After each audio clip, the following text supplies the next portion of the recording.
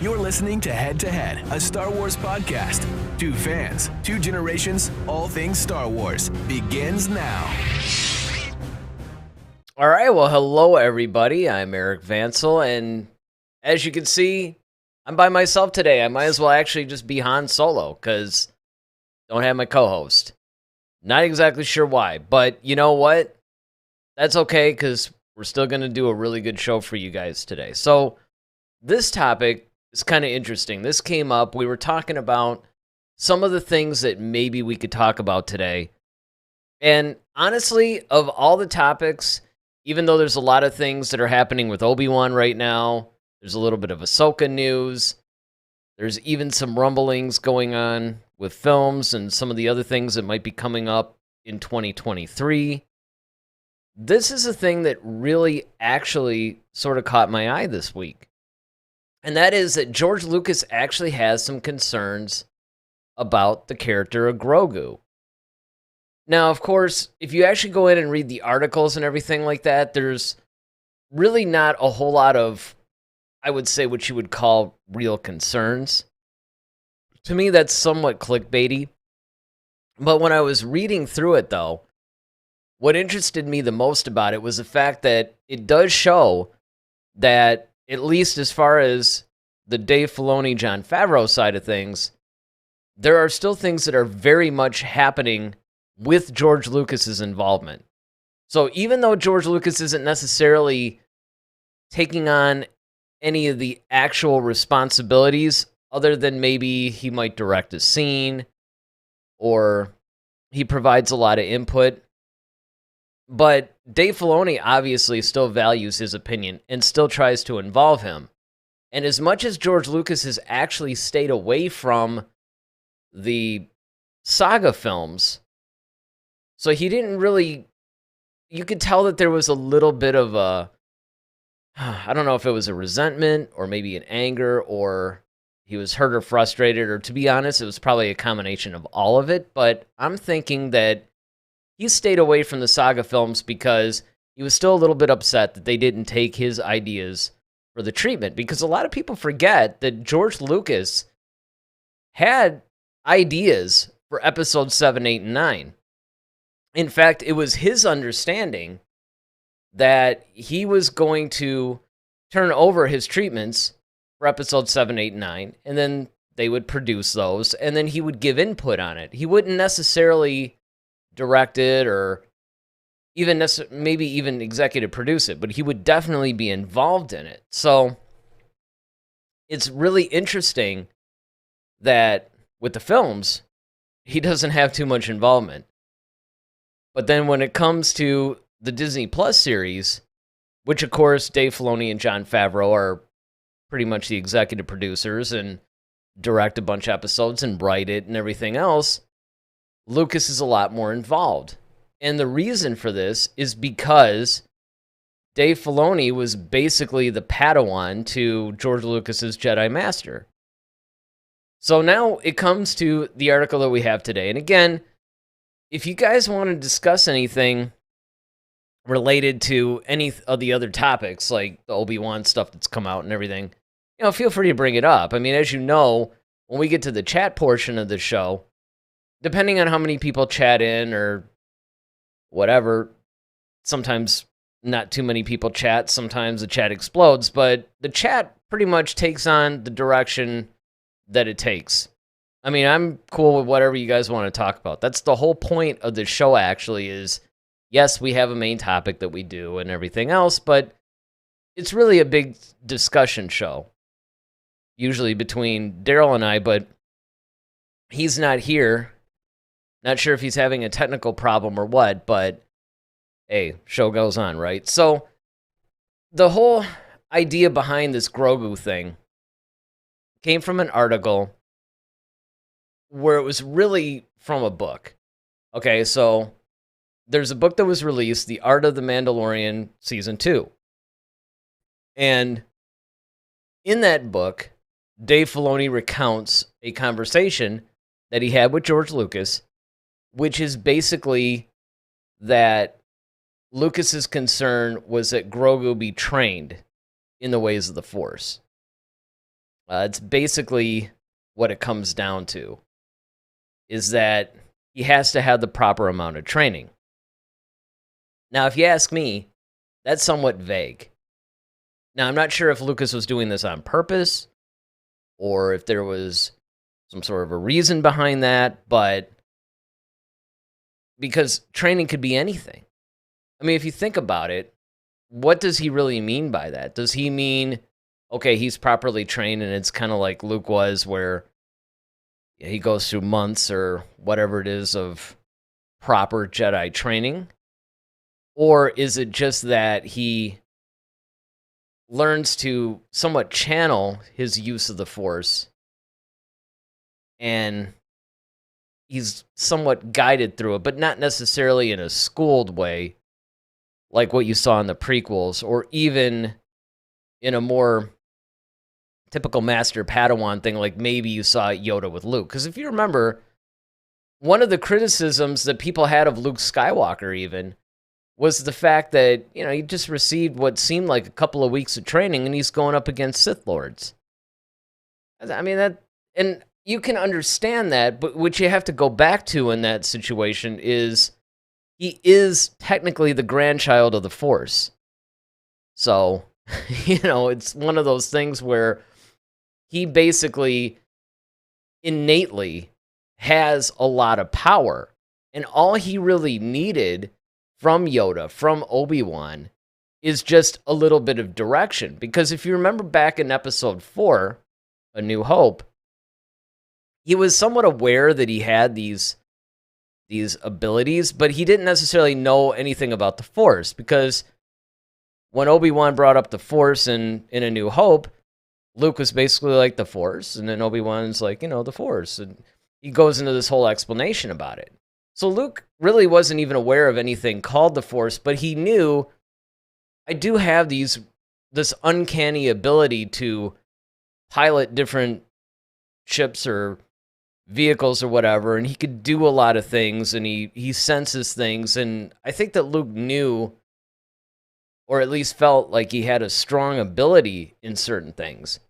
But honestly, he wasn't really hyper aware of anything called the Force, and I think that Grogu was pretty much at the same point. Now, of course, one of the things that works in Grogu's favor is that, being that he is of the same species as Yoda, which of course we don't really know a whole lot about that species, but one thing that we do know, one thing that has been confirmed in canon, is that particular species definitely is ultra powerful in the Force. They're just innately strong with the Force. And that shows because if you look at The Mandalorian, even in season 1, when I forgot what that one beast was called, but when that beast goes to attack Mando or Din, the Grogu stops him. When Grogu felt that Din was threatened by Cara Dune, he ended up force choking her. And at first, we were thinking, well, maybe that's somewhat of a hint that maybe he's going to go to the dark side or whatever. But I actually think that all that really is that Grogu just doesn't really, much like any kind of a child, right? There's a lot of children that do bad things, but they're not thinking in terms of good or evil or good and bad. They're just doing whatever is coming natural to them, and they're not really understanding the consequences. They're not thinking of things. They're just acting more out of instinct than anything else. And that seems to be what Grogu's doing. I don't necessarily think that he's thinking, okay, I'm going to force choke this person because I'm using aggression, I'm using hatred, I'm using anger. He just felt threatened. He felt that Din, who he had grown attached to, and also, let's face it, Grogu also knew that without Din, he would be in some trouble because Din was taking care of him. And so he ended up being a caregiver in that way. So what ended up happening was Grogu acted out in defense of this father figure that he has, this caregiver that he has. So in that sense, I think that Grogu is able to do things, even as a child, that seem a little bit more grandiose than what Luke was able to do, mostly because he's just innately strong in the Force. And I think that that's something that's very important when you consider that Lucas thought that Grogu should actually receive some proper training. Now, the question becomes, when you look at things like this, what happens when Lucas isn't around to make a lot of these points? That's one of the areas that I wanted the discussion to go in. And of course, feel free to chat in. Like I said, we really weren't planning on me doing this solo today, so you'll have to forgive me if, I'm trying to collect my thoughts or whatever, but I didn't expect to do this show on my own today. So we're just gonna ride it out together, because basically this is all about discussion.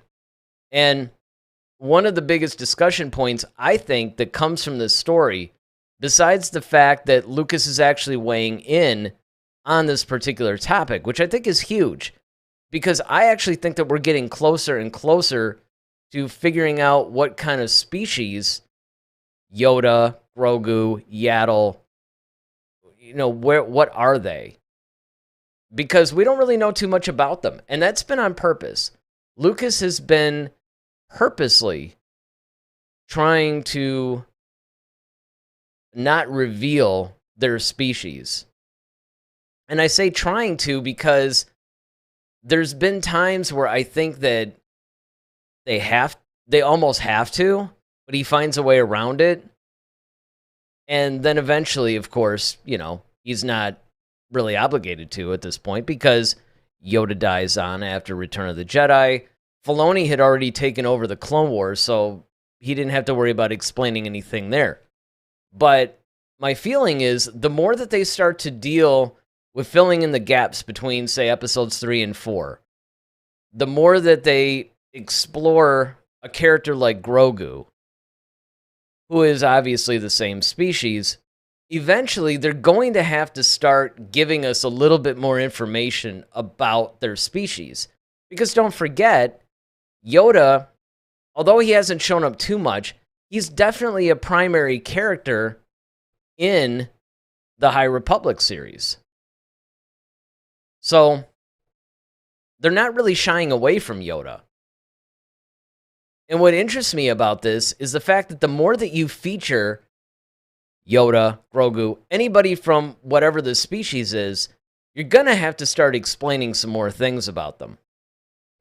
And the fact that Lucas is sitting there saying, okay, well, I think he should have some training and everything else, that makes sense, because if you think about it, especially given the choice that Grogu made at the end of the Book of Boba Fett, Season 1, where he's obviously he rejected, for all intents and purposes, the Jedi way, and he's going to follow Din and presumably be a Mandalorian. We don't know. I don't know if Grogu necessarily has the capacity of thought to think, well, I don't know if the Jedi thing is for me, maybe I'll be a Mandalorian. I think he's thinking more, okay, this guy Luke, I just met, he's cool and all, but this other guy, Din, has actually demonstrated love and I become attached to him. So I think that those are the kinds of things that they're probably going to explore a lot in The Mandalorian Season 3. And the reason why I say that is because last week we had talked about the fact that Grogu and Luke, Ahsoka, that whole storyline where we left off at the end of The Mandalorian Season 2, we thought was going to perhaps be picked up in The Mandalorian Season 3, but what they did instead, which I actually think was a brilliant move, is they decided, you know what, we're going to tie up that storyline in this little side series called The Book of Boba Fett, so that clears the way now when we come out with Season 3 of The Mandalorian, we can just move forward and we don't have to deal with tying up that storyline. Because I think what all of us want to do now is actually see the Din Djarin character grow and and see where he can go from here. Because there's been a lot of things that we left off on. If you really stop and think about what has to be featured in The Mandalorian Season 3, based on what we saw in Season 2, you have Din having the Darksaber. So he technically can rule Mandalore. You have Bo-Katan wanting to go and get her rightful place as the ruler of Mandalore. You have Moff Gideon, who is presumably off in some Republic prison somewhere. I'm sure we haven't seen the last of him. You have Ahsoka, who now has her own series. She's looking for Thrawn. We know Thrawn is being brought into this. Boba Fett now is essentially running Mos Espa and, this whole crime thing now. So there's all these stories going on simultaneously. I have no doubt that there's going to be a lot of crossover in The Mandalorian, Ahsoka, maybe Season 2 of the Book of Boba Fett. We'll have to see. But they've really introduced a lot of major storylines that they can pick up in The Mandalorian Season 3. And to deal with Luke, Grogu, and that whole thing in the beginning, especially when you're only talking about maybe a 10-episode series, I don't know. I think that's a dangerous plan, and I'm really glad to see that they understood that and they decided against it. So what I'm hoping now is that we see a little bit more of Grogu developing not just the Mandalorian side of things, but now that he has a sense of the power that he has and he understands how to use it. Because if you actually saw the season finale of the Book of Boba Fett, which again, if you guys haven't seen this show, all this stuff is on Disney Plus, right? So you can, if you have Disney Plus, you can easily see it. And again, I know a lot of people know that, but hey, I don't make assumptions on anything anymore. There's been people that have commented in on things, have asked stuff in the chat that a heavy Star Wars fan, such as myself or a lot of you, might be considered a little bit basic, but you have to take into consideration that there's a lot of people that just don't follow things the way that we follow them. And so consequently, it's good to give that information out every once in a while. But I think that given the fact that they can now start Season 3 on a clean slate, I think that we're going to not only go into the Darksaber, Din, Bo-Katan, Moff Gideon, because remember, Moff Gideon was leading this whole mission to get Grogu's blood, which I think, and it's been, let's just say, softly confirmed, that it's Grogu's blood that's eventually going to be used in order to resurrect Palpatine and all this other stuff. Now, again, the whole Palpatine thing came up simply because when Colin Trevorrow was removed from Episode 9, which if you read his script, Duel of the Fates, it had nothing to do with Palpatine. He wasn't going to resurrect Palpatine at all. And in fact, we did do a show. If you go back and check out our videos, and maybe I'll put the link in the description, you'll see that his version of Episode 9 was completely different than what J.J. Abrams ended up doing. So the problem is, now they have to go back and they have to retcon everything. They have to explain, okay, well, if this is the plan all along, then what happened? And I think that Filoni and Favreau are doing a really good job at giving us that. I think that they're doing a really good service to the fans in the sense of, we all have some problems with the sequel trilogy. Even if you like the sequel trilogy, you have to admit it has some issues. It has some issues with the execution, without question, but it definitely even has some problems with some of the writing. And I don't mean to be too critical, because let's face it, I know Lawrence Kasdan had a lot to do with Episode 8, and I think he may have co-written, yeah, if I remember correctly, he actually co-wrote Episode 7 with JJ, so maybe the whole thing from script to screen was a little bumpy, I don't know. But the point is that there was definitely some issues with the sequel trilogy, and a lot of people out and out hated it, actually.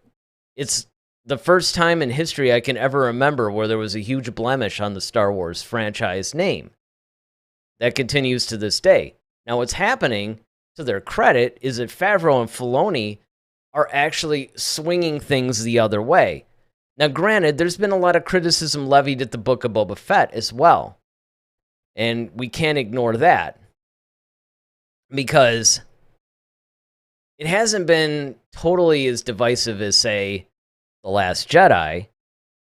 But you definitely have some people that were disappointed by it and had problems with it. In fact, you only need to look at our review of the season finale of it, where Daryl and I just basically spent the whole time kind of tearing it apart, actually. Because we were rightfully, I think, disappointed by the season finale. Now, that by no means does that mean that I'm disappointed in the show.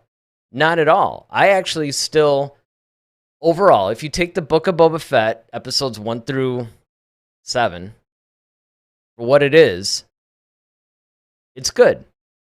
I don't think it's what people expected, and I think that that's the biggest problem. I think that that's the issue with it. On the other hand, you have to look at it from the standpoint of what is this story supposed to be versus what did you expect it to be.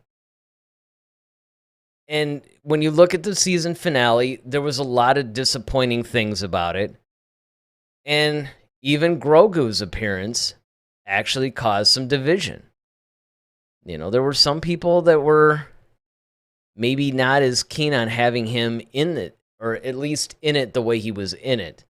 So you just have to look at this from the standpoint of where is all this going? I'm personally encouraged by what I've seen about everything that's going on, because it seems like, and I've said this a million times, Favreau and Filoni are actually softly rebooting the whole franchise. Well, not the whole franchise, but the sequel trilogy. Let's put it that way. They're softly rebooting the sequel trilogy without anybody even realizing it. What I'm talking about here is you have a faction of the fans who say, okay, scrap the sequel trilogy, reboot it, redo it. And there even were some rumors to that effect that, hey, they're going to redo the sequel trilogy. Now, if they did that, that would be suicide. Absolute suicide. Okay? You can't do that, because it would just cause an entire, I can't even begin to describe what a colossal mistake it would be to just go out there and say, oh yeah, you know those stories that you become someone invested in, whether you love it or hate it, all the canon, everything that we've established, yeah, just kidding, we're going to start over. You can't do that. What you have to do instead is you come up with enough stories that fill in the gaps. You do this for a period of 5 to 10 years. 5 to 10 years down the road, you can still keep the sequel trilogy intact, but you start reworking and massaging the story to the point to where it takes on a different meaning. And if you guys need an example of this, look no further than the end of Return of the Jedi. One of the complaints that people have about the whole end of Return of the Jedi, now that the sequel trilogy has been around, is they say, well, look, the entire sequel trilogy completely nullifies Anakin's sacrifice. It changes the whole Chosen One thing. It completely changes everything. So now people are looking at the end of that movie in a completely different light.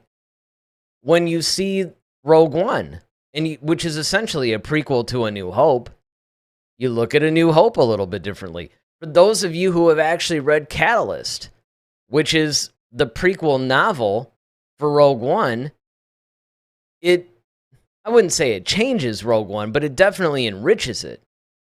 It puts a little bit of a different spin on it. So I think that what's going to happen is you come out with 10 years of stories that start to really fill in a lot of gaps and details in that 30 years between Return of the Jedi and The Force Awakens.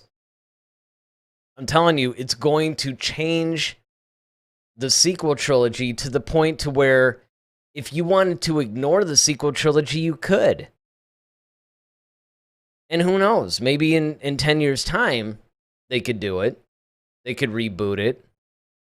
They can go on and change some things about it.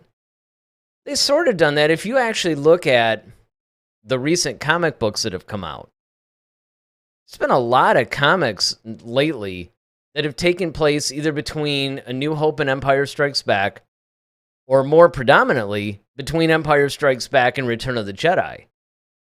I'm telling you, if you guys watch or read these, you're really going to, it's really going to change everything that you guys were thinking. Ronaldo and Joanne, of course, have joined us, which is good because, as you guys can see, kind of on my own. It wasn't planned, and I'm just kind of winging it tonight. Because, hey, like I said, I've had kind of, I wouldn't say it was really a brutal week, but it was a tough week. You know, it was the first week that we were actually back out. We're doing a bunch of live events now, and, you know, it's been kind of crazy, and, you know, I just wanted to be able to talk Star Wars with you guys. I didn't want to move the show or cancel the show or anything like that. But I have to admit, I am at a little bit of a disadvantage here because normally if I know that I got to do the show by myself, I prepare for that. I was in no way prepared for it tonight. So, you guys, you know, Ronaldo, especially if you want to chat a bunch of stuff in, that's cool. But anyway, if you really stop and consider what they're doing with even the original trilogy, they're changing different elements of it just by what they're writing in the comic books. So, bringing it to this topic again, with Lucas talking about how he wants Grogu to be trained and everything else, which they did do. Filoni did do. He actually fulfilled that in the Book of Boba Fett by having him train. Now, Ronaldo actually brings up a good point. He says, is Grogu's training with Luke actually training? Well, I would say that it is training in the sense of, if you think about it, it somewhat mirrors what Yoda taught Luke, but at the same time, in my opinion, I actually think that it went beyond what Luke had actually told him. And of course, Ronaldo goes on to say, which is true, that Luke said he was remembering things he already knew. But you have to remember, though, that Luke didn't know that at first. What Luke was doing was he was training him how he thought you would train somebody, right?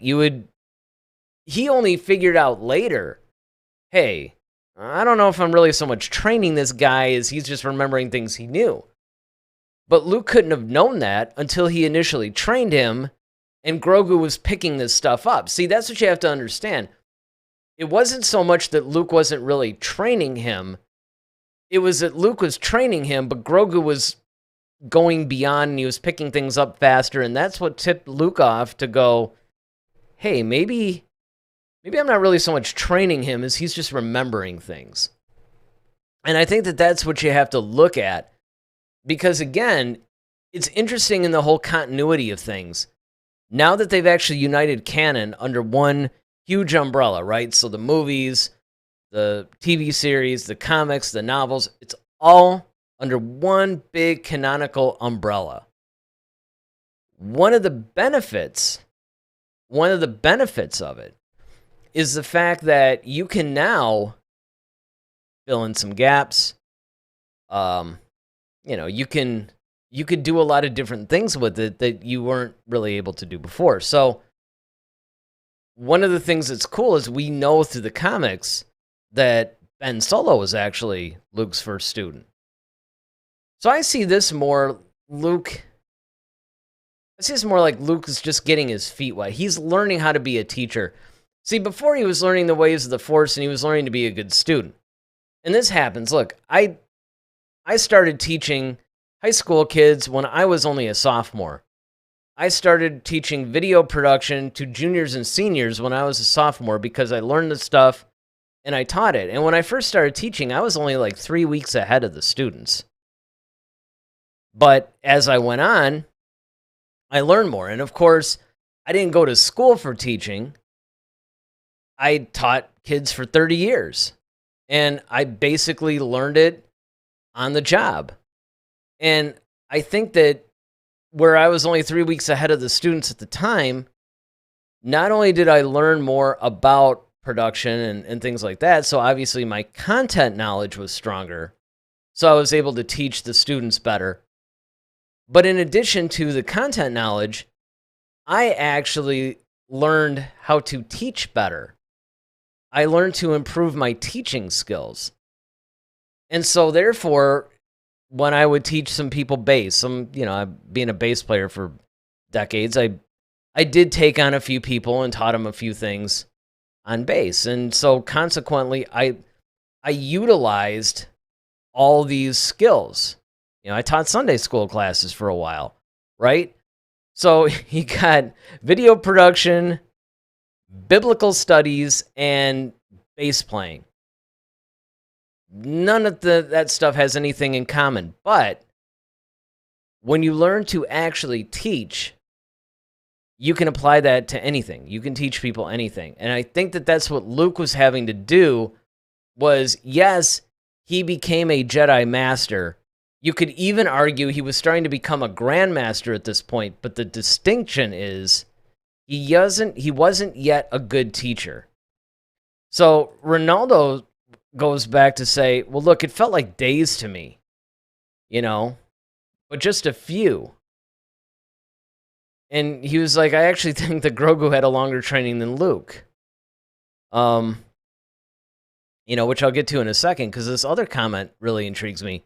He's like, I was a teacher too. It's hard, right? Yeah, I mean, look, here's the problem with teaching. I mean, we're going down a rabbit hole again. So if you guys are, new to this channel or whatever, and you're starting to go, hey, when are you going to talk about the topic? Remember, this is a total Star Wars discussion show. That's what I love about the chat. This show can go anywhere, really.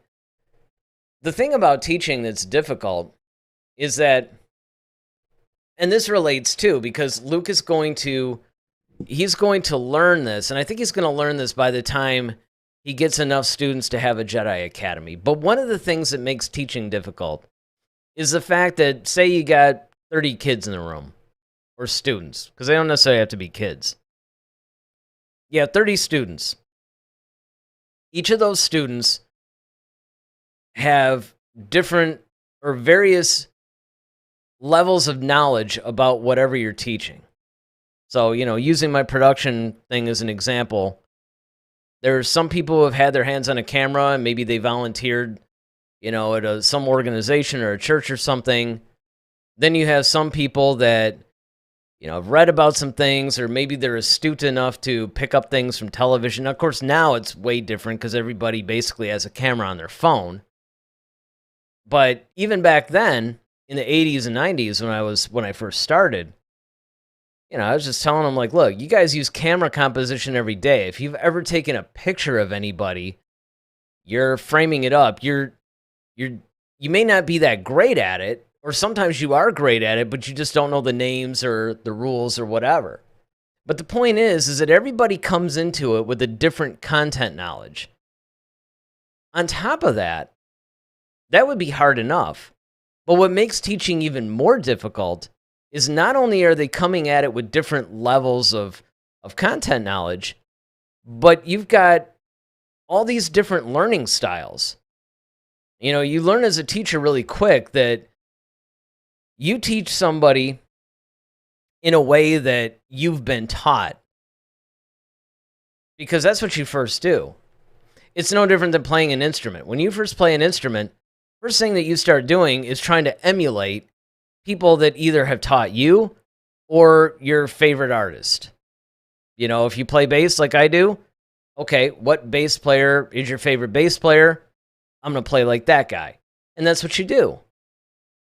But as time goes on, you begin to develop your own style. And it's the same thing with teaching. When you first start teaching, you're really more or less regurgitating the same things that you learned in the same way. You start to teach others in the way you've been taught. And this is why they tell you that you learn more by teaching, because when you start having to teach people and they're not understanding, because remember, you're teaching them in this one singular way that you've been taught. And so you go to teach somebody else and you run into somebody where it doesn't work. Like you're teaching them, but they're not getting it. Well, now you got to figure out, well, how am I going to reach this person? And that's where the real lessons begin. And this is why you become better at whatever you're teaching, because you now have to find different ways to break down the information so that somebody else can understand it. And what it does is it deepens your knowledge of whatever it is you're teaching. So you become way, way better at what it is you're doing because you've figured out. And then, of course, you start to see the commonalities, right? So after I've been doing it 5-10 years, I started noticing, oh, okay, this guy, he falls into this category. There's various categories of learning styles that people have, old or young. And I think that the same thing is true with the Jedi, right?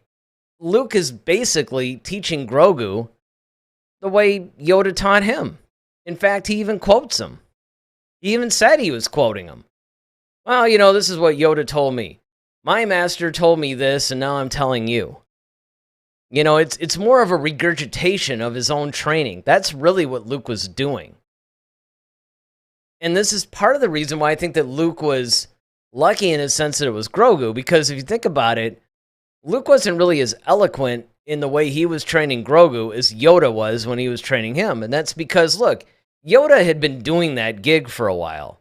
This is the difference between an experienced Jedi Master, and this is why Yoda was so good. Because not only was he incredibly adept at the Force, but he'd also been teaching it for millennia. So naturally, he's even better at it. So I think that that's what happens, and then by the time, of course, we meet Luke later on, maybe closer when he becomes Grumpy Luke, we see, okay, he's better at teaching. Now, one of the things that I find really fascinating about pretty much all the main Jedi characters that we've come to know and love and follow is that in a lot of ways, failure becomes part of their final lesson, right? You think about it, Qui-Gon started to teach Obi-Wan, and he more or less failed to stop the Sith and to protect Anakin. Obi-Wan picks it up. He fails to teach Anakin, and it's not so much that he failed to teach him, but Anakin more or less goes astray. Obi-Wan blames himself. Then, of course, you have pretty much Yoda and Obi-Wan being responsible for the downfall of the universe. Then, of course, Luke goes on, and he has his own failure with Ben Solo. And so failure, it seems, becomes part of the lesson. Now, Ronaldo goes on to say, I think we'll see more of his training in flashbacks. And I would agree with that, actually. I think you're right. I think that maybe what we're going to see is that I don't even really know exactly how they're going to approach this, because part of me thinks that they're just going to try to move the story along. And I'm talking about The Mandalorian Season 3, because I think that's where we're going to see it. I don't necessarily know if Grogu's going to cross over, but I will say this. If he does, it's going to be in the Ahsoka series. That I can see. I don't think it was an accident that Ahsoka popped up in the whole Luke and Grogu scene in the Book of Boba Fett. They didn't really need to have her there. If you really stop and think about it, Ahsoka did not need to be there. As far as we knew, Grogu went off with Luke to train. And yes, it was a nice bit of fan service to see Ahsoka interacting with the son of her former master, I mean, sure, all of our heads exploded when we saw that. But here's the problem. The problem is we didn't really need to see it. The problem was it wasn't necessary. And unless it's setting something else up. And I think it is. And I think we're going to see some Grogu story arcs show up in the Ahsoka series. Maybe it's as it relates to Thrawn. I don't know. It's going to be really interesting to see where they go with this. I really don't know. I wish I did. Of course, part of the fun is we get to speculate, but at the end of the day, we really have no idea. Now, of course, it just really depends on where they go with the main Mandalorian storyline. Because remember, and I've always said this, the Mandalorian storyline, and actually the series as a whole, is really the flagship show. That is the show that all these other shows are pretty much seeding from. Or from which they are seeding, if I'm going to speak properly. But I think that as a result of that, not only is the show spinning off into your Book of Boba Fett, Ahsoka's, and maybe Rangers of the New Republic if they decide to recast it, I think one of the things that you're also going to see is that the storyline of The Mandalorian is going to really drive some of these side storylines that we see in these other series. And you only have to look as far as the Ahsoka series. Think about it. Ahsoka is basically going after Thrawn, presumably because she wants to find Ezra, and we're going to see all that. Well, where did that story start? It started in The Mandalorian. And this is one of the reasons why I tell a lot of people, you really have to start watching these Disney Plus series now. Because I don't think that people were really ready for what The Mandalorian was going to do. At first, I think people thought that The Mandalorian was just going to be this really cool side series that would be this interesting take on the Star Wars universe. It was going to be somewhat of a combination of Star Wars meets an old Western, which it is. But what I don't think people were ready for is the fact that there's so much that's affecting the main storyline, and it's bringing so much in, and you get the Book of Boba Fett, and you see that if you really want to understand Star Wars moving forward, you almost have to watch these shows now. And it's almost getting to the point that if you even want to understand these series, you're going to have to watch the Clone Wars, you're going to have to watch Rebels, which, again, I think is actually a brilliant move. First of all, it's a brilliant business move because it means you're actually making it necessary for people to watch these other shows. Now, does that mean that the casual fan can no longer exist? Of course not. You can watch these shows for what they are, and you'll be perfectly fine. If you tune into The Mandalorian and you have no idea what else is going on, you can basically pick up on things. You know, you might see, okay, who's the woman with the little head tail thing? And you might have to explain that to somebody. But while the rest of us are having our heads explode because we're finally seeing Ahsoka in live action, a casual fan might watch it and say, oh, this is a really cool new character they've come up with. So as you can see, it doesn't really ruin their enjoyment of it. What it does is it just cuts them off from being really enriched by this series, because that's what the old expanded universe did. What happened was, back when Lucas actually licensed authors to tell additional Star Wars stories, the way Lucas looked at it was, look, this is basically glorified fan fiction. It's professional fan fiction. It's fan fiction that's been written by authors, by professional published authors. That's all it was in his mind. He would license stuff. You know, I've had people comment, well, you know, he was more involved in that than he was in the Disney stuff. And on the surface, you could say that's true, but here's the bottom line. He was only involved because he was licensing it. He didn't want people to take Yoda in a direction he didn't approve of. He didn't want certain stories to be told because he knew what he was going to do with the prequel trilogy. So he wanted to keep a little bit of control over that. I mean, he's just keeping control over his property. He didn't care about what they were doing. He didn't even read half of that stuff. He just basically told them what they could do and what they couldn't do within the context or confines of their stories. That's it. What you're getting now, though, is you're getting actual stuff that's considered in the canon. And it's going to be harder and harder to be a casual fan. It really is. I'm not saying you can't be, because, again, yes, can I watch the Book of Boba Fett and take it for what it is? Technically. But my point is that as time goes on, it's going to be harder and harder to do, because you're going to keep asking, well, who's this guy? Well, who's this person? Okay.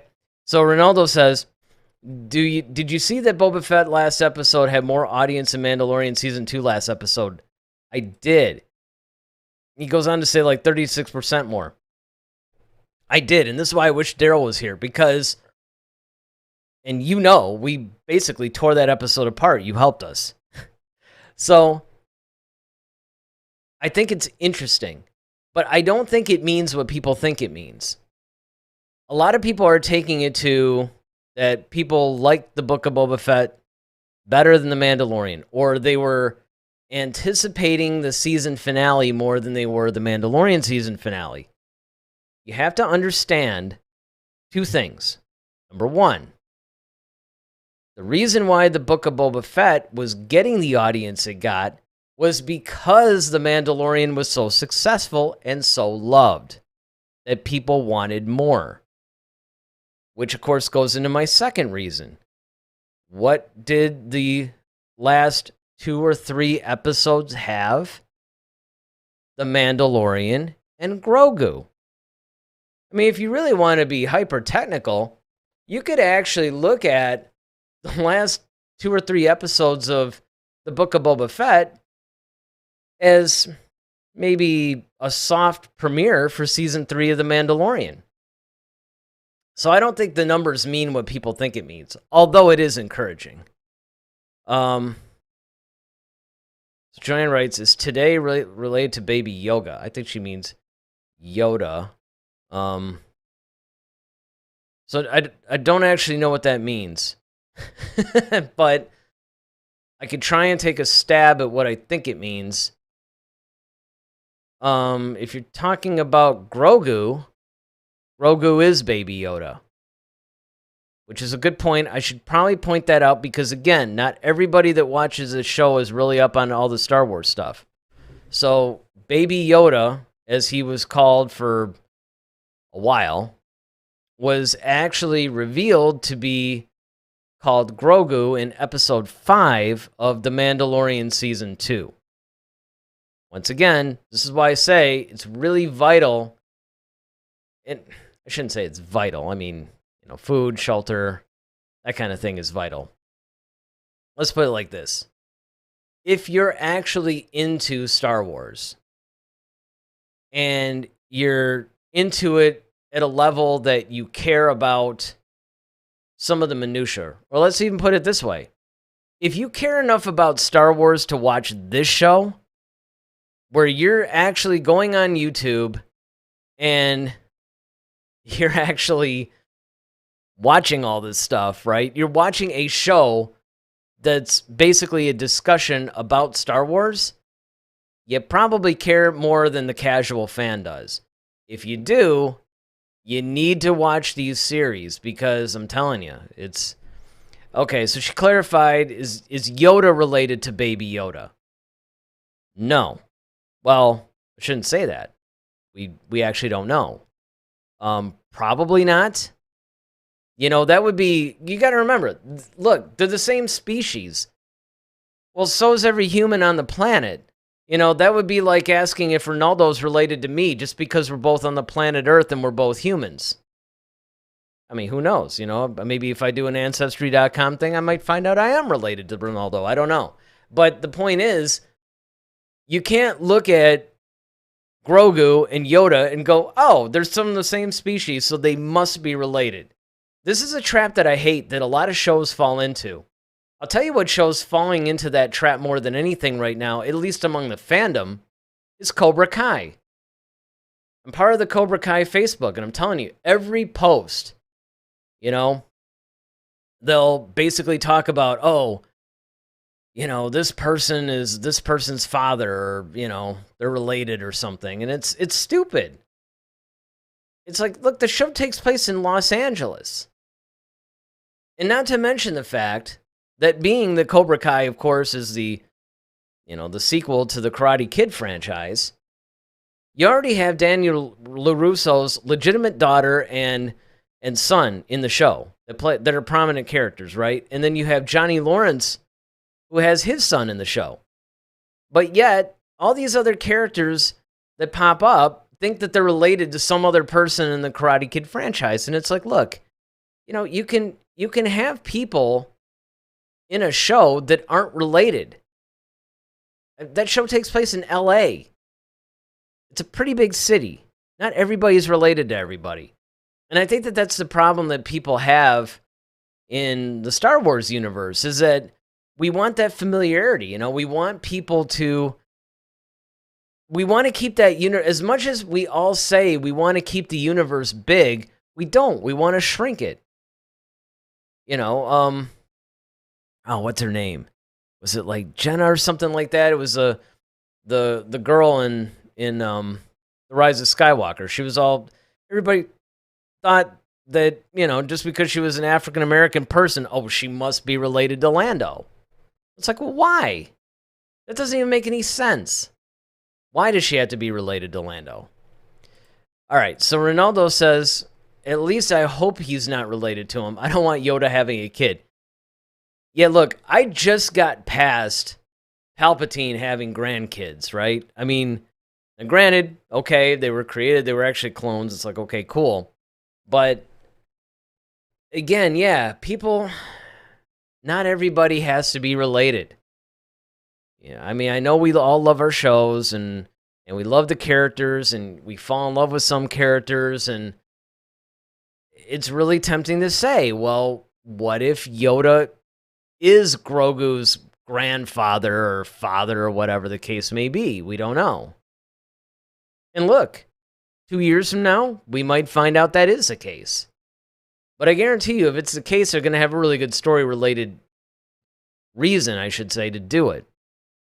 But I don't think it's going to happen. I don't think that we're going to see... At least I hope not. I really hope not. I mean, that would just be... See, to me, that's cheap writing. That's just completely cheap writing right there.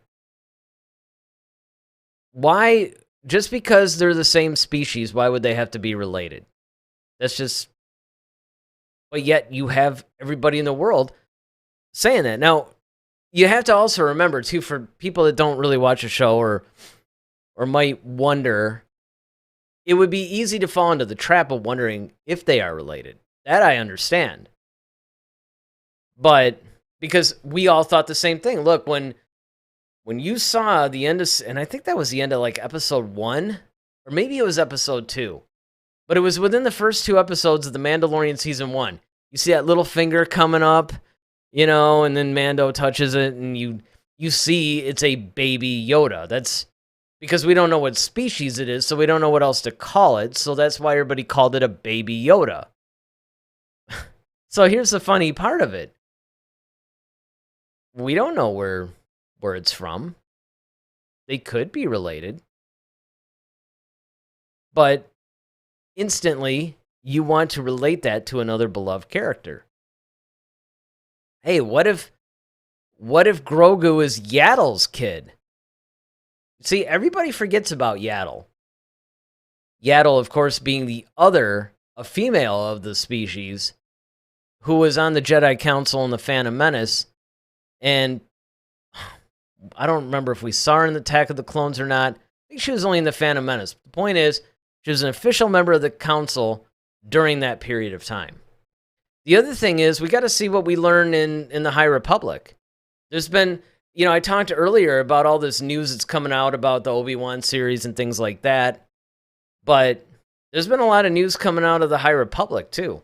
The High Republic is possibly going to have its own TV series soon.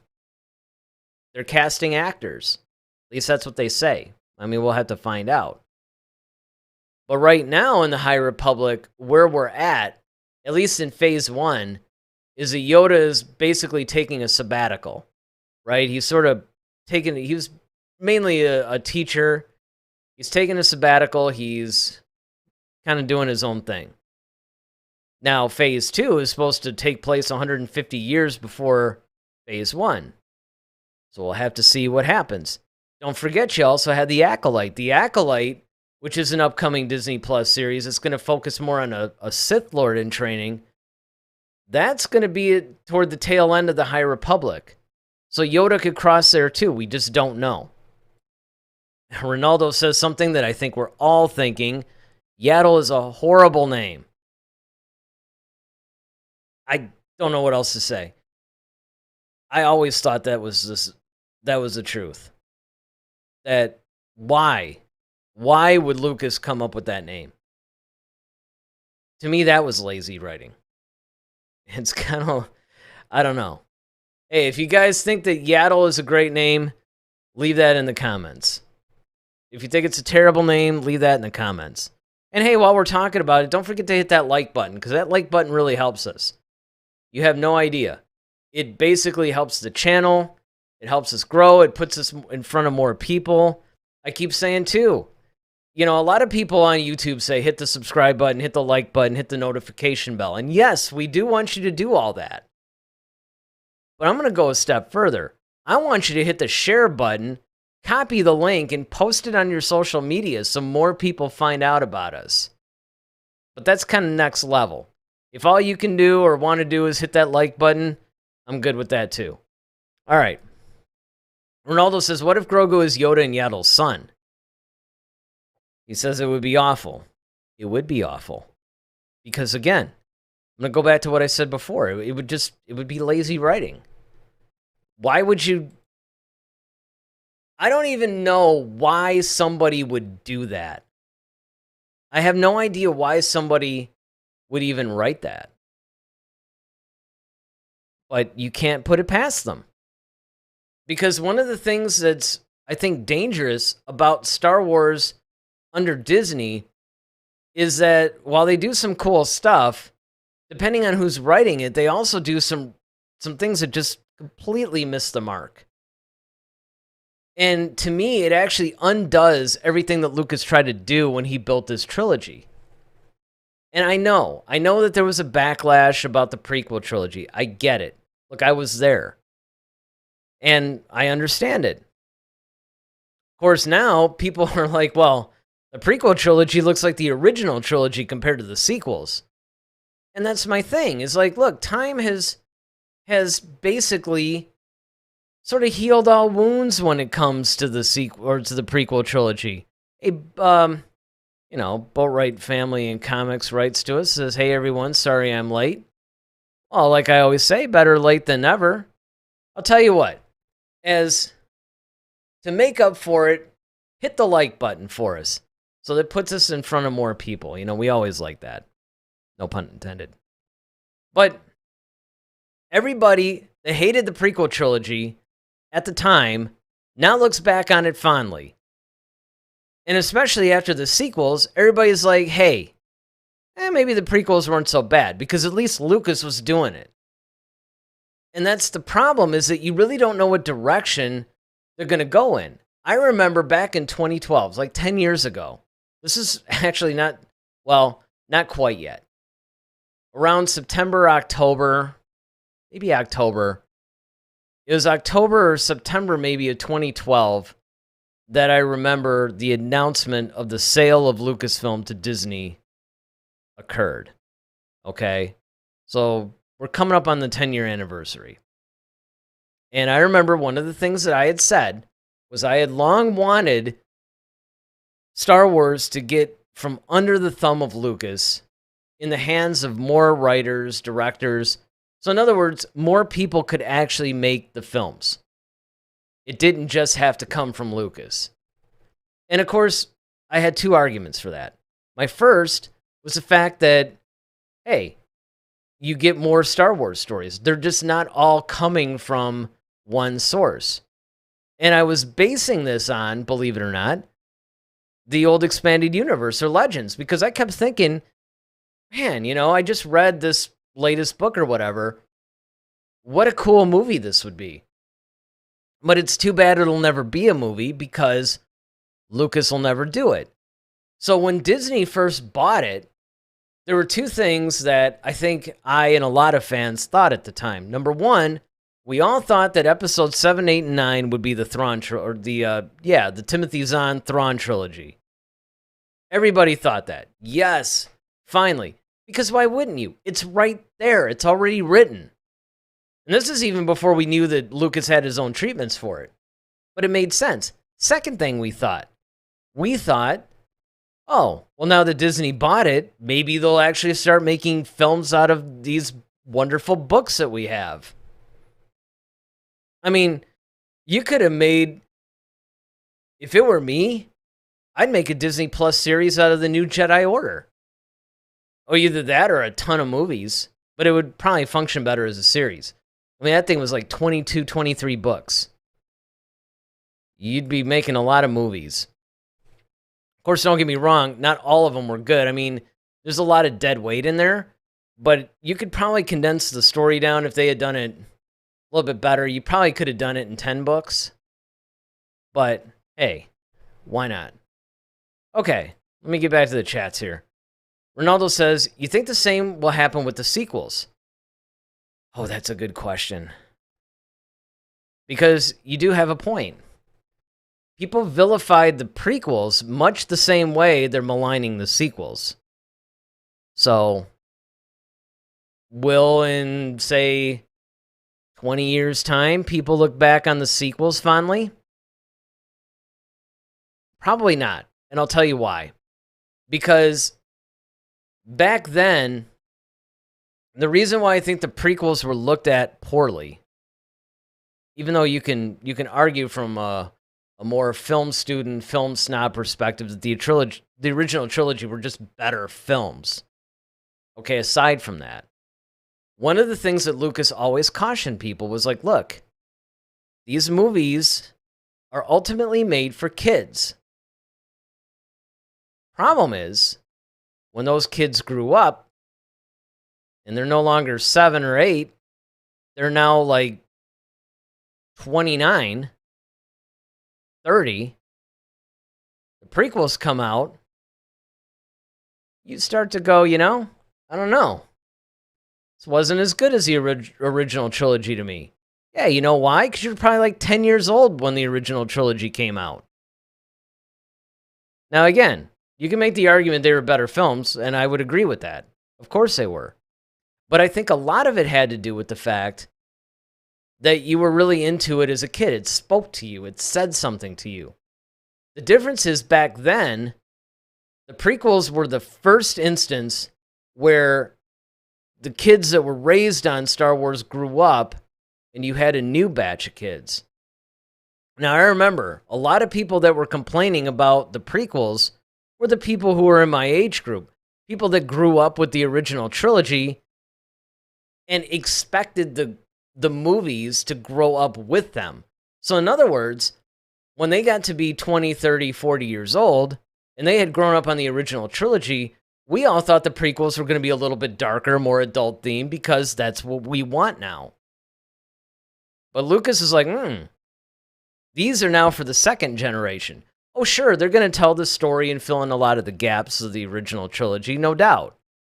But the tone of the films is still going to be more for kids. Now, we're not talking like that show Star Wars Resistance. I mean, that's really for kids. Like, you have to really stretch that, okay? But that's a little bit different. Okay, now you have the sequels. And here's where my point comes in. The reason why I don't think the sequels are going to be as beloved, now I could be wrong. I'm going to fully state, listen, Full disclosure, I could be wrong about this. The difference is kids today are not as into Star Wars as kids back then were. So even though we, as original trilogy people, grew up and were a little bit down on the prequels because it didn't meet our expectations and we thought it was a little silly and we all hated Jar Jar, the kids back then loved it. Kids loved Jar Jar. Kids loved the story. They all loved everything. Today's kids don't really seem to be as into Star Wars. There's enough of them, but there's not as many as there were. I mean, look, it's still $1 billion franchise, but that's because it's been around for so long and it's just touched the lives of so many people up until this point.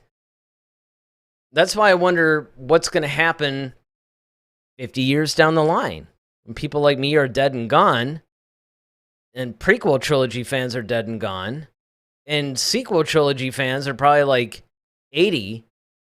Are people still going to love Star Wars? Because part of the reason why I think that Star Wars has lost a little bit of its appeal to younger people is because they're trying too hard to make it fit into the modern world, I think. It's almost like they think, okay, today's kids are too sophisticated, whatever. We got to throw in themes that people are dealing with today. There's just like there's a lot of issues with it. I think one of the biggest problems is the fact that you have to go back to the timelessness of this franchise. All right? So let's see what we got. Ronaldo says, I remember Lucas said once that if episode 7 gets made, it'll have to be someone else's vision. Well, now you're bringing up a really unique point here. But before you do that, a really big surprise here. I'll still be out of town. Daryl actually writes in, hey, buddy, kind of missed you today. But he makes an excellent point. By the way, Daryl, since you're on your own account, hit the like button. Help us out. He says, we, the older generation, are the core of the Star Wars franchise. And that's true. And that is a good point. Is that we're the core. And that's sort of shifting into what I was saying, is that part of the problem is that when you move away from the timeless storytelling, that's when you start to lose people. The whole reason why certain storytelling techniques are timeless is because they're timeless. They don't depend on a certain generation. They appeal to everybody. If you return Star Wars back to that, you'll be good. And then going back to Ronaldo's point, of course, when he says that if episode 7 gets made, it had to be someone else's vision. It is interesting how he actually changed his mind, it seems. First of all, he had said that a little bit before that he was selling the whole Lucasfilm thing. Then he turns over Lucasfilm. Well, actually, before that, he actually meets with Mark Hamill, Carrie Fisher, and he's like, okay, I'm going to make episode 7. Now, a lot of people thought that was a decision that was coming because he was going to sell the franchise. What people don't know and don't remember is the fact that actually Lucas himself was going to make episode 7, 8, and 9. It was in the middle of that process that he decided, hey, you know what? I'm not going to. I'm going to sell off the company. But here's the thing. He went from, it's going to have to be someone else's vision, because I do remember that interview. I remember the interview where Lucas actually said that, which I got excited about, because what it sounded like then, he had said that actually in an interview that was around 2005 or 2006. It might have been 2006, because I think it was around the time that the Clone Wars animated series had its theatrical debut. Episodes 1 and 2 were basically debuting in theaters. And I think it was when he was doing the press rounds for that people said, hey, well, what about an episode 7 or whatever? And that's when he said Yeah, no, it's going to have to be someone else's vision. Well, here's the thing that's funny about that. He changed his mind. He changed his mind so much that he actually got really hurt when Disney rejected his treatments, his whole storyline that he was going to do. Because he was going to do it himself. When he met with Carrie Fisher and Mark Hamill, it was not, hey, I'm going to sell this to Disney, I'm going to put in a good word for you. It was, hey, I want to make episodes 7, 8, and 9. I want you guys on board. So, and now Ronaldo clarifies, says, it was an interview about an animated movie he was working on, I think. Now, it could have been. I know what movie you're talking about. So here's the thing. It could have been a couple of different things. I think it was 06 initially when he was doing the press rounds for the theatrical debut of the Clone Wars episodes 1 and 2. Could have even been when he was doing the press rounds for the Clone Wars. The other time it could have been was when he released the movie Red Tails, which I think that was 2010 or 11. Now, of course, we could all be right. I mean, maybe he said it every time. Because look, that's a question you're going to ask George Lucas every year. You know, back then, if you're interviewing George Lucas, and again, this is before the sale of Lucasfilm to Disney, it's before all that. It's just kind of dangerous. Hey, Daryl, since you're actually watching, why don't you chat in your thoughts of the whole Lucas wanted Grogu trained? That was kind of one of his suggestions or concerns or stipulations or whatever, that, hey, he should have his proper training. Because I already gave my thoughts, like an hour ago, but it'd be good to get yours in there officially. While we're waiting for that, Ronaldo says, to be fair, he wanted JJ to direct episode 7. He chose him to do it. Yeah, I do remember hearing that. But see, here's what should have happened. JJ would have been fine directing it. I would have no issues with that. What should have happened was Lucas should have been executive producing it. Lucas should have been overseeing the story. Hey, have Lawrence Kasdan, have him write the story, but have Lucas guide that. Have Lucas say, here's a story I want. Now you go write the script for it and fill in the gaps. Basically like what he did with Empire Strikes Back. I think what a lot of people expected was Empire Strikes Back Part 2. But you have to kind of look at it like you would look at a classic album. I don't care who your favorite artist is. Imagine your favorite artist in your head 20 or 30 years ago. If your favorite artist is brand new and current, because you're like 16 or something, then try to imagine 20 or 30 years from now. The problem is that a lot of times your favorite artists will have this classic album that they make, right? Totally classic album. And 20 or 30 years later, after they have completely gone in all kinds of different directions, the biggest complaint of longtime fans of any band or artist is, wish they would make another album like insert name of classic album here. Well, here's the thing. You can get the same guys that played on it, same artist, same production team, same everything. And you might get close, but it's going to be different. And the reason why it's going to be different is because it's 20 or 30 years later. It can't be the same. People have grown too much. People have moved past. You can't, you can't do it. And I think that that's what they were doing in a way with Star Wars, is they're like, okay, look, let's get all the pieces of the classic original trilogy puzzle together, and we're going to get another version of it. Now, in a way you did, because one of the things that everybody complained about with The Force Awakens was it was too derivative. Everybody thought that they were watching episode 4 2.0. But the problem is they didn't put all the pieces together. They didn't put everything together. They didn't bring Lucas back to oversee the story and the designs. Here's an interesting thing.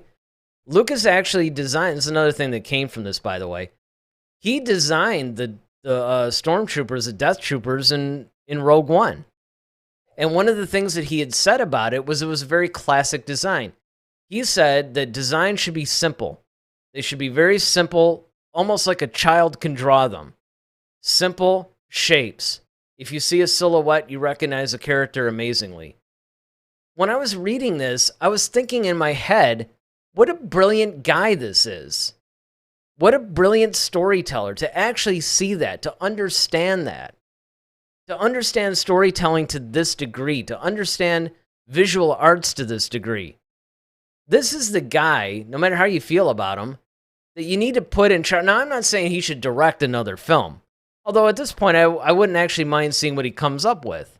And I think a lot of people in the toxic fan base are just like, you know what? Why not give it to him?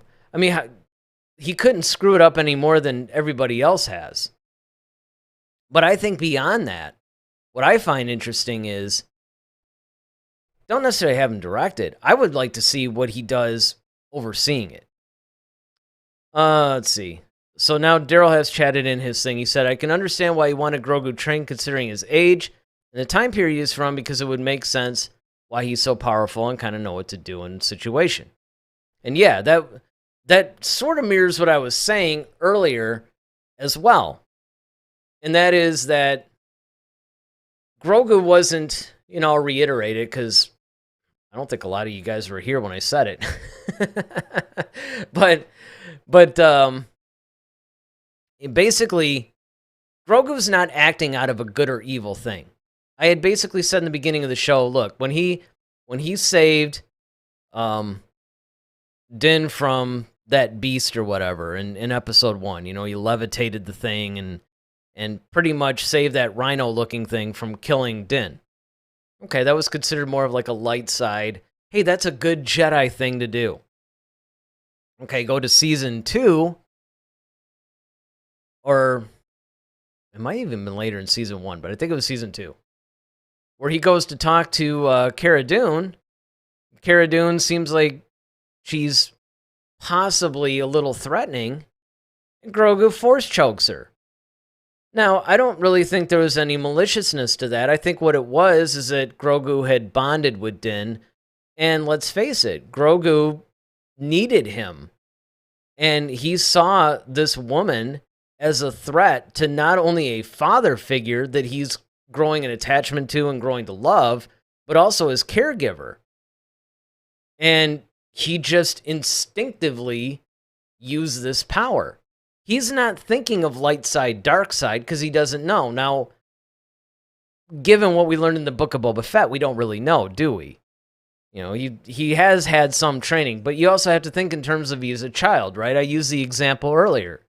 A lot of children aren't necessarily thinking of doing good or bad things. They're just kind of acting out according to the situation. And I think that's what Grogu was doing. And therefore, I think that that's why he needs the training. He needs that aligned. He needs to understand the power that he has. So number one, he's using it more out of choice than he is out of instinct. So yeah, I was thinking about that. Ronaldo thinks that's cool. And Daryl, of course, says, Bruce said it best. Simplicity is the key to brilliance. Which, of course, is a great quote, and one that I believe you always use in your emails. And then he says, Bruce isn't Bruce Lee. Yes, because knowing what a Batman fan you are, you could be talking about Bruce Wayne. Knowing what a Jaws fan I am, we could be talking about Bruce the Shark. If anybody's a Jim Carrey fan, it could be Bruce Almighty. I'll stop. Okay, whatever.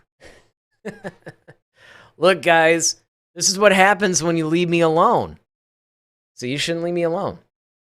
But those are the kinds of things that I think that you have to look at. And when it comes to the future of the franchise and future storytelling, because like I said before, one of the things that's happening is you're building up this overall canon so much, the things are starting to depend on each other. You're starting to now, I said this earlier too, if you guys were watching, forgive me if I seem like I'm repeating myself, but for the sake of people who have joined too, this is a pretty important point, and that is that you have to remember that it's going to be harder and harder to be a casual fan of this franchise. You almost can't. Now, I'm not saying, again, like I said earlier, you can still watch the show, and I think I used the example of Ahsoka. You might not know who Ahsoka is. Like I said, our heads are exploding because we're like, ooh, Ahsoka in live action. But back then, we've grown with this character. Ahsoka's one of the few characters that we were introduced to at a young... I mean, we weren't introduced to her as a young age, but she was young when she was introduced. So we literally watched this character grow from a child to a full-grown adult. And beyond, actually. More like into middle age now. Or at least close to it. So she's one of those rare characters, right? So while our heads were exploding because we're seeing her just in live action for the first time, the casual fans just going, oh, this is a really cool Jedi character. They don't know. And they can do that. And they'll be able to continue to do that. But the thing is, and you're just going to have to brace yourself. If you're a longtime Star Wars fan, heaven help you if you're actually watching it with a casual fan, because if you don't get it already, you're going to get even more of, I wonder who that is. Hey, who's that? Oh, where did they come from? Oh, were they in a different show? Oh, are they in the movies? I mean, you're going to start getting more and more questions because the stuff is getting more and more rooted. It's not just, hey, these other stories enrich the films or something. No, you're almost needing now to, hey, I got to read this comic in order to understand what I'm seeing. So these are the kinds of things that you actually have to look at and you have to prepare for. That's why I say, if you're actually a big Star Wars fan, I really honestly suggest at the very least you got to watch anything that's on Disney Plus. Whether it's the animated shows, whether it's the Disney Plus shows, plus of course the films. Look, if you care enough, I think I said this before too, if you care enough about Star Wars to watch a show like this, you're going to need to do it. But you know what? You almost need to read the comics and the book. Now, I'm not saying you have to read every one of them, but you should read the main ones. The Crimson Reign series is quite amazing. That's a big one. A lot of the Darth Vader comics are really good. Well, we'll just have to see. But all right, I think I've been going almost an hour and a half with you guys. Look at you guys. Just chatting in and bringing up all this cool stuff, and it's just keeping me on for a long time. But hey, if you guys are watching this, maybe you haven't chatted in, and but you've been watching the whole show, or maybe you're watching this in the rebroadcast. Make sure that you leave a comment in the comment section. Let us know what you think of Lucas's comments about the Grogu character. And where do you think the Grogu character is going to go from here? I think that's a big discussion point. If you want to continue this discussion, start posting on our Facebook group. It's called Head to Head, a Star Wars community. You can join the Facebook group. We try to chat in there as much as possible. And that whole group was designed to not only discuss Star Wars off the air, but it also, if we bring up something on an episode, it's a way that we can continue the discussion even beyond the comments. So be sure to do that. And of course, as always, if you haven't hit the subscribe button or the like button or the notification bell, you're definitely going to want to do that, because you don't want to miss the content that we're having to come out. We're starting to try to plan a little bit more. Of course, we're on every Monday night and Friday night at 8 o'clock. See, Daryl, you're not on here for me to ask you what we might be talking about Monday. Not sure. There's a couple of things, though. There's a lot of things that are going on in Star Wars, but I'm thinking we could do one of two things. We could either talk about sort of like a summary of the Book of Boba Fett, or maybe we can review something else. I don't know. We'll figure it out. But either way, you're not going to want to miss it. Tune in Monday. Check us out. So, with that, I would almost do this in chat because I think it would be funny, but it'll take forever, so I'm not going to do it. So with that, I'm Eric Vansel. May the Force be with you. Always. Head to Head, a Star Wars podcast. Be sure to follow us on Twitter @HeadToHeadSW. Submit your questions for our next show. Visit our official website at headtoheadswpodcast.com. Until next time, may the Force be with you, always.